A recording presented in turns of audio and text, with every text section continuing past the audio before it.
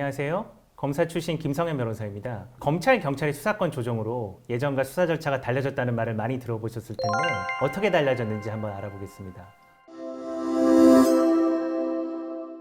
경찰에서 혐의 없음의 불송치 결정을 했다는 사건 결과 통지서를 이제 피의자분들께서 우편으로 받아보셨을 텐데요. 그럼 사건이 끝난 것일까요? 반드시 그런 것은 아니고 반드시 그 이후의 절차를 지켜봐야 됩니다. 경찰 조사 이후 경찰에서 피의자에 대한 혐의가 인정된다고 판단을 하면 사건을 검찰의 기소 의견으로 송치를 하고요. 혐의가 인정되지 않는다고 판단을 하면 불송치 결정을 하게 됩니다. 그러나 이제 불송치 결정을 했다고 해서 사건이 바로 종결되는 것은 절대로 아닙니다. 불송치 결정을 해도 경찰에서는 사건 기록을 이제 검사에 보내서 검토를 받게 되는데 검사의 검토 후에도 그대로 혐의가 없다고 판단되면 경찰의 기록을 반환하도록 하지만 경찰의 수사가 불충분하다고 판단하면 경찰에 재수사 요청을 할 수 있습니다. 그러면 경찰의 불송치 결정에 대해서 고소인이나 피해자는 어떻게 대응을 해야 될까요? 경찰의 불송치 결정에 대해서 고소인이나 피해자가 경찰에 이의신청서를 제출하면 사건이 검찰에 송치됩니다.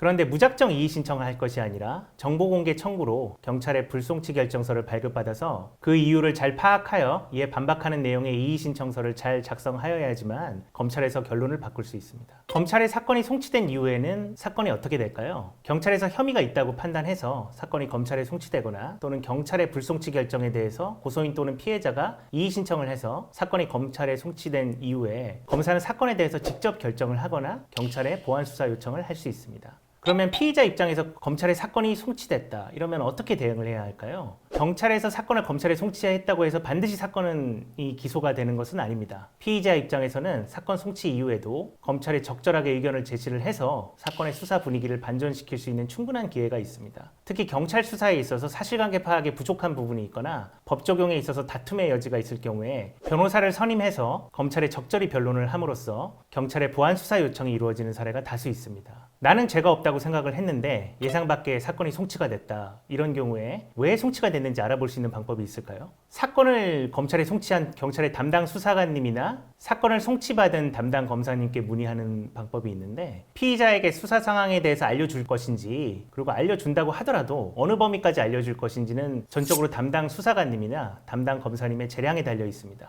그리고 많은 경우에 수사 보안 유지 때문에 정보를 얻는 데는 한계가 있습니다. 특히 변호사가 아니라 사건 당사자가 자신을 직접 조사하지 않는 검사님께 직접 문의하기에는 현실적으로 어려움이 큰 것이 사실입니다. 따라서 담당 수사관님이나 담당 검사님과 효과적으로 의사소통을 하기 위해서 이러한 경우에 대응해본 경험이 많은 변호사를 선임하는 것이 좋은 방법이 될 수 있습니다. 검사의 재수사 요청이나 보완 수사 요청에 대해서 경찰은 기존의 결론을 항상 바꿔야 하는 것일까요? 반드시 그런 것은 아닙니다. 경찰에서는 검사가 추가로 수사하도록 요청한 사항에 대해서 재수사 또는 보완 수사를 실시한 다음에 기존의 결론을 바꿀 수도 있지만 그렇지 않고 기존에 했던 것과 혐의 여부에 대해서 동일하게 판단할 수도 있습니다. 경찰에서 기존의 수사 결과하고 동일한 결정을 하든지 아니면 바꾸든지 간에 사건의 수사가 바로 무혐의로 종결되거나 또는 사건이 바로 재판에 붙여지는 것은 결코 아닙니다. 검사의 검토를 받아서 그 종결 여부나 재판에 붙여질지 여부가 결정되게 됩니다. 그러면 어떠한 경우에든지 간에 검사의 검토를 받기 때문에 결국 예전과 달라진 점이 없는 것일까요? 그렇지는 않습니다.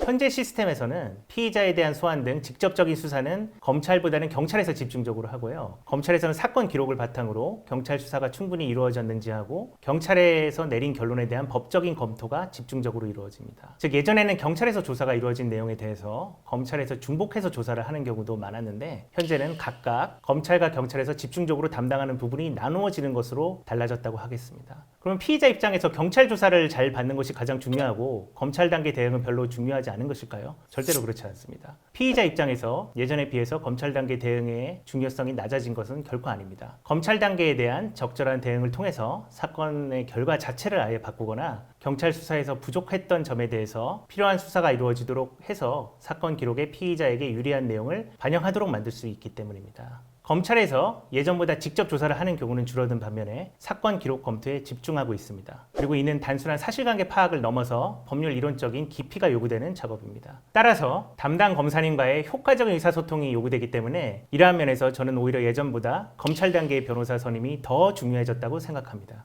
오늘은 경찰 수사 이후의 절차에 대해서 알아보았습니다. 영상이 도움되셨다면 구독과 좋아요 부탁드립니다. 다음 영상에서도 도움되는 주제로 찾아뵙겠습니다.